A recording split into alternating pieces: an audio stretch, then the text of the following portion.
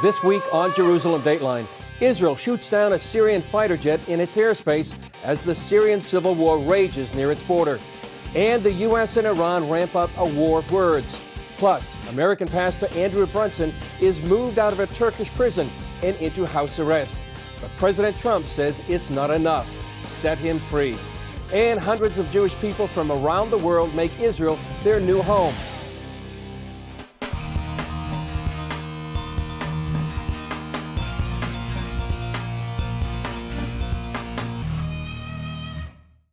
Hello and welcome to this edition of Jerusalem Dateline. I'm Chris Mitchell, coming to you this week from CBN's headquarters in Virginia Beach, Virginia.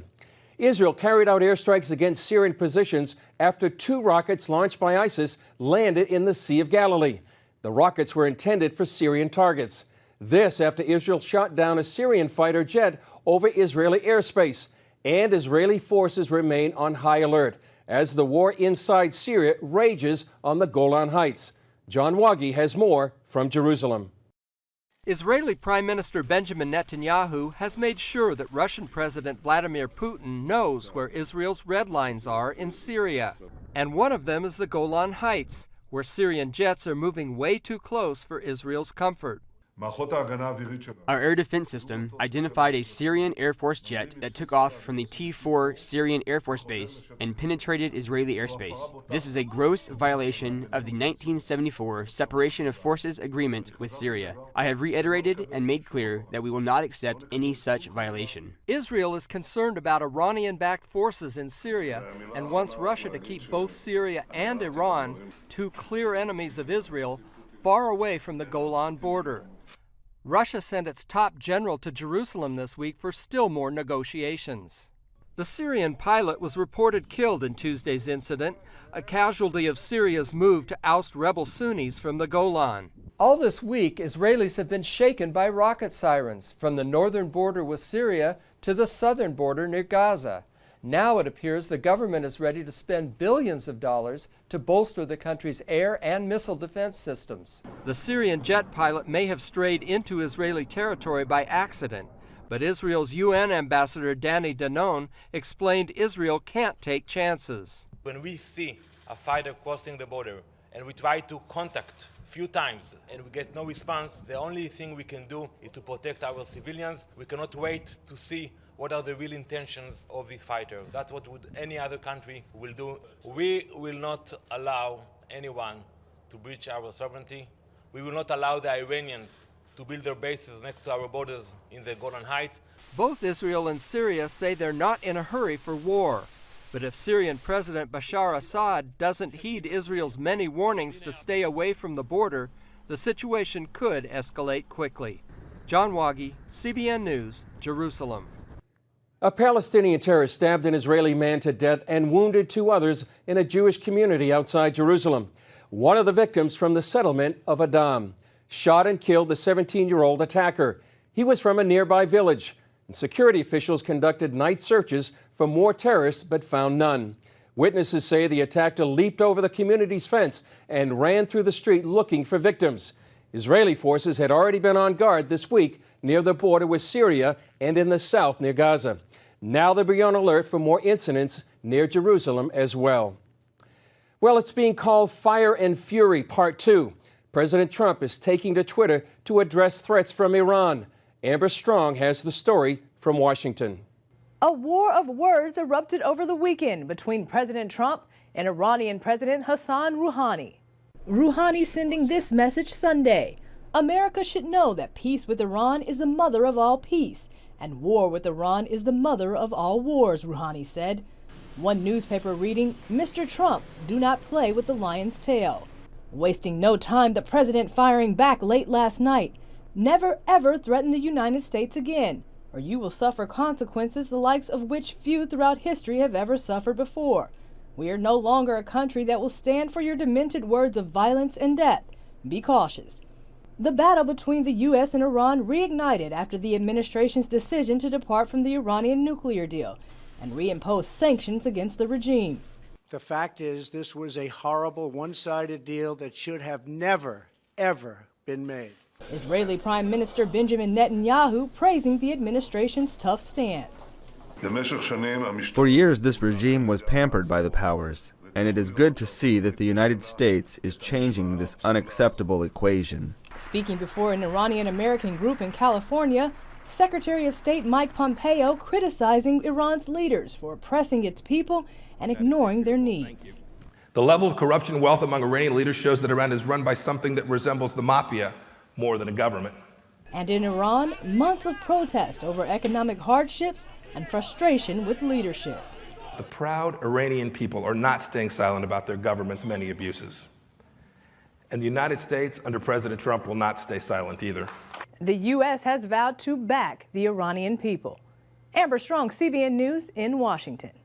Joining me to discuss the implications of Mr. Pompeo's speech and the ongoing conflicts in Syria and Iraq are CBN senior international correspondents Gary Lane and George Thomas, two of my favorite reporters. George and Gary, great to be with you on Jerusalem Dateline. Thank you. Pompeo's speech just a few days ago was very important. George, what was your feelings after it? It was. I mean, it was a scathing review of this regime that has been in power for a very long time. He said next year, 2019, will be the 40-year anniversary of the Islamic Revolution launched in 1979. And Mr. Pompeo said the following. He says, 40 years fruit from the revolution has been bitter. He says 40 years of kleptocracy, 40 years of people's wealth squandered on supporting terrorism, 40 years of ordinary Iranians thrown in jail for peaceful expression of their rights. And he went through the top hierarchy of the Iranian regime and said all of these guys from Ayatollah Khamenei to the Revolutionary Guards, they're all making millions and millions of dollars at the expense of the ordinary people. So it really was a scathing attack against the regime. And Gary, we've seen President Trump with his tweet in bold caps to Iran. Do you see war on the horizon? Do you think the Pentagon's actually preparing for war with Iran? Chris, I think the Pentagon would say they're always prepared for war if the commander-in-chief calls them into action. I don't think at this point that Donald Trump is ready for war. I think we're hearing a lot of rhetoric back and forth from the Iranians back to the president. And, you know, Chris, this worked for Donald Trump to get the North Koreans to the bargaining table. Kim Jong-un, when he said that there would be fire and fury on the North Korean, on the Korean Peninsula if he didn't respond. So guess what? Kim Jong-un responded. That's right. I think this is part of his tactic to get Iran back to the negotiating table for a new deal. Right. And George, you've been there on the streets of Tehran, inside Iran. Right now, we're seeing video coming out of Iran, not only in Tehran, but other cities. People on the streets, they're discontented. They're talking about the economy. The economy is falling. What's happening on the streets of Tehran? No, it's it's a reality. I mean, they had hoped that with the signing of this controversial Iranian nuclear deal way back when, that in that interim time between when it was signed and when Donald Trump reneged and pulled the United States out of the deal, that they would see some economic windfall from it. But they didn't. And today the rial, the Iranian currency, has plummeted against the United States dollar. On the black market, it's selling for 3-4 times the amount. What you can buy with the rial has gone down. So, for example, eggs, oil, butter, flour, rice, all your staples that the Iranians need have skyrocketed, and people are feeling the pinch. And keep in mind, Chris and Gary, you know, the economic sanctions haven't even been put into place. They are going to tighten the screws economically on Iran very, very soon. And so the pressure is mounting on the regime. Come on, guys, we're done with this. We need to be part of the global community. Yeah, so we're seeing conflict on the streets. And now, Gary, on the northern border, we've seen that Israel just downed a Syrian airplane, a jet military that had crossed into Israeli airspace. I mean, are we going to see a bigger conflict there between Israel and Syria? Well, it all depends on how Syria responds. I don't know that this was on purpose, intentional. There was a lot of battling and fighting going on in the southern part of Syria, in Dara, and also in that area near the Golan Heights. So did the pilot intentionally cross into Syria, or did he just into Israel and then veer into Israel by accident?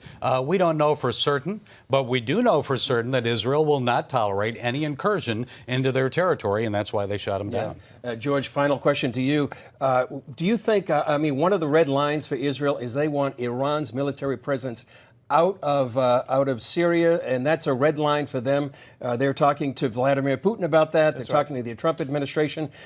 Is this going to be perhaps the beginning of a major conflict between Iran, Israel, and who else could be involved there inside Syria? My sense that is that Israel is not itching for a war with anybody in the neighborhood as of yet. But with this issue with what's happening in Syria, they're not necessarily concerned about Bashar al-Assad of Syria. They're more concerned about Iran continuing to grow its military presence in Syria. That is what right now is on the minds of the Benjamin Netanyahu administration. The United States has a presence in Syria as a way to checkmate the Iranian influence down in the north. So for the Israelis, it's all about curbing Iran's growing influence, not just in the neighborhoods around Israel, but specifically right next door to Syria. And Chris, you know that they're looking to Russia for help with that. Exactly. Netanyahu raised that with Putin when he met him recently. And he's met with him maybe 9 times in the past couple of years, so that's he keeps raising it. He does. That's what Danny Danon told us. Yeah, and that's really statesmanship on Netanyahu's part. George, Gary, great to be with you. Open invitation, come to Israel. We can talk more about this. I'll be there next week if you want me to. Very good. Got to have a falafel there. Yeah, that's right. Thanks for your great analysis, and we look forward to being in touch. Thank you. Thanks. Coming up, in Turkey, an American pastor is released to house arrest, but President Trump says it's not enough.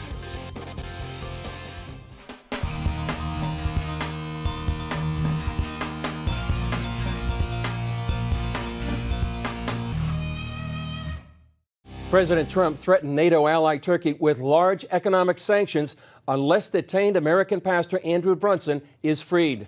CBN News national security correspondent Eric Rosales has the story. It's the strongest message so far from the current administration. President Trump demands Turkey to release Pastor Andrew Brunson now. Vice President Mike Pence echoed the demand at the first ever ministerial summit to advance religious freedom. To President Erdogan and the Turkish government, I have a message on behalf of the President of the United States of America. Release Pastor Andrew Brunson now, or be prepared to face the consequences. President Trump spelled out the consequences in his recent tweet. The United States will impose large sanctions on Turkey for their long-term detainment of Pastor Andrew Brunson, a great Christian, family man, and wonderful human being. Turkish authorities arrested Brunson in 2016 on charges he helped plan a failed coup. The 50-year-old pastor faces up to 35 years in prison. Wednesday, a court ordered Brunson taken from prison and placed on house arrest. The vice president says that's not good enough. Pastor Andrew Brunson is an innocent man. There is no credible evidence against him. I know that his faith will sustain him, but it shouldn't have to. Pastor Andrew Brunson deserves to be free. Pence told the leaders of more than 80 countries the list of religious freedom violators is long. China, Iraq, and North Korea top the list. And even though President Trump is seeking better relations with North Korea, the administration continues to press the issue of religious freedom. North Korea's persecution of Christians has no rival on the earth. It is unforgiving, systematic, unyielding, and often fatal. The mere possession of a Christian Bible is a capital offense. At the Holocaust Museum, U.S. Ambassador to the United Nations Nikki Haley spoke about the U.S.'s commitment to protecting religious liberty. We will continue to forcefully advocate for religious tolerance in the international arena, not just because so many people are being denied this right, but because defending religious freedom makes for a safer and more peaceful world for all of us. Secretary Pompeo says the ministerial summit will not be a one-time event, but an annual event under the Trump administration. Eric Rosales, CBN News, Washington. While Turkey's Erdogan spouts hatred against Israel, one of the Jewish state's best friends is speaking out on her behalf. CBN's David Brody talked with U.S. Ambassador to the UN, Nikki Haley, on the sidelines of the Christians United for Israel conference in Washington. When it comes to supporting Israel, you're going to be hard-pressed to find a bigger defender than Nikki Haley. Her passion was on display Monday evening in front of the influential evangelical group Christians United for Israel. Let me tell you, it's a new day at the UN.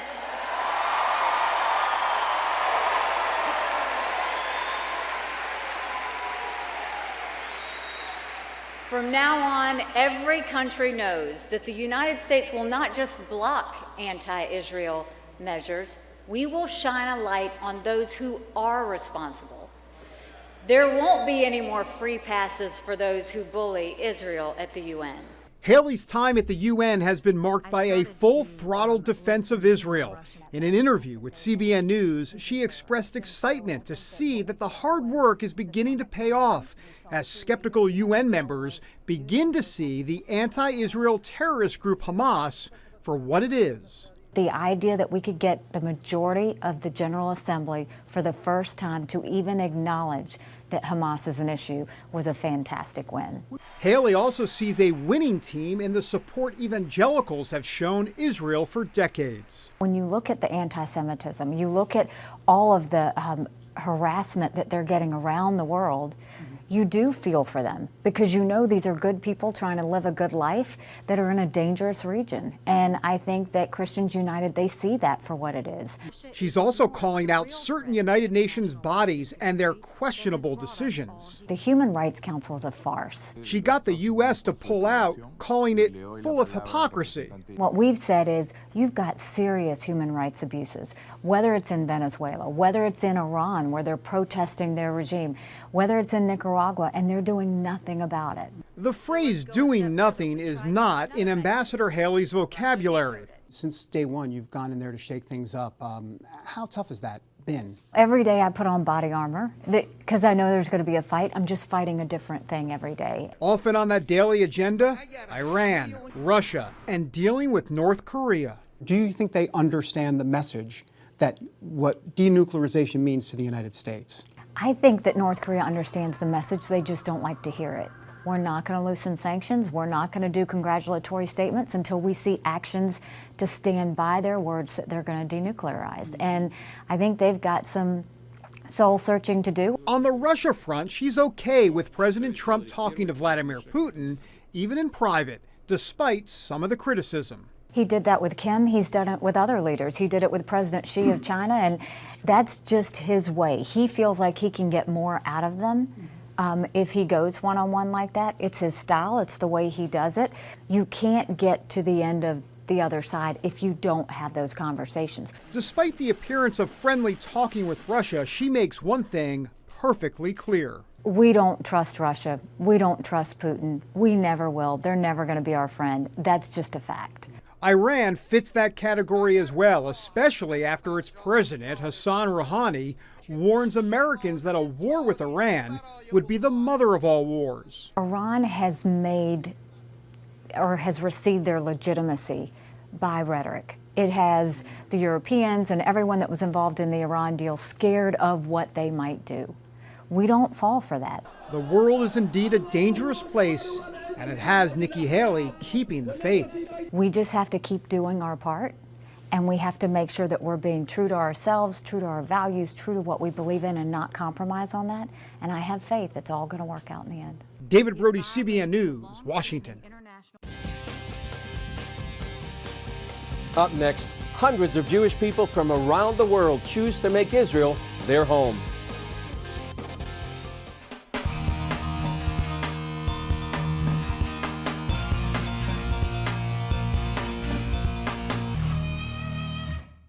Hundreds of Jewish immigrants landed at Israel's Ben Gurion Airport this week, including more than 200 North American immigrants. CBN senior editor John Wagi was on hand for one arrival, where both Jewish and Christian leaders gave them a joyous welcome. In Hebrew, it's called Alliyawa, or going up to the land of Israel. And these immigrants are joining thousands of other Israelis who have made Aliyah in the 70 years since Israel became a modern nation. Both outgoing Jewish Agency Chairman Natan Sharansky and the new chairman, Isaac Herzog, were on hand to greet them. Nearly 200 of these brand new, soon-to-be Israelis are from France, and many of them are children. France is just one of a number of countries in Europe and throughout the globe where the danger to Jews is growing. It's very concerning what's happening in Western Europe, also in other parts of the world where you can see anti-Semitism rising its ugly head, whether it's in the form of anti-Semitism or anti-Israel sentiments, which are basically just masking anti-Semitism. Moore says the Jewish agency has kept a promise since Israel became a nation 70 years ago. Never again will there be a Jewish person who is in danger, who is full of hope, who wants to come to Israel, but the doors are closed. Thierry Haddad, a pianist, says radical Muslim anti-Jewish violence was a factor in his move. It's more and more true. Also, the politics try to protect, but it's difficult. Sarah Rachel Levy came alone from Paris. She says anti-Semitism didn't drive her out. It was more of a calling. I would be with my people and my God on my land. It was an obligation for me. If I didn't do that, it's like I am dead. I don't know how to say. Christian leaders also played a role in the welcome ceremony.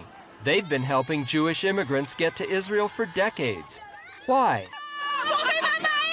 Tom Hess, director of the All Nations Convocation in Jerusalem, says the 700 references to Aliyah in the Bible make it clear it's something close to God's heart. It says in the scriptures that God will bring his people back from the north, the south, the east, and the west. Most of the Jews have come from the north and the south and the east, but 90% of the Jews outside of Israel today are in the west. So we know there's going to be a massive Aliyah, not only continuing from the north, but from the west, God will bring back millions and millions of Jews. John Wagi, CBN News, Tel Aviv. Coming up, celebrating the life of King David in a light show in Jerusalem.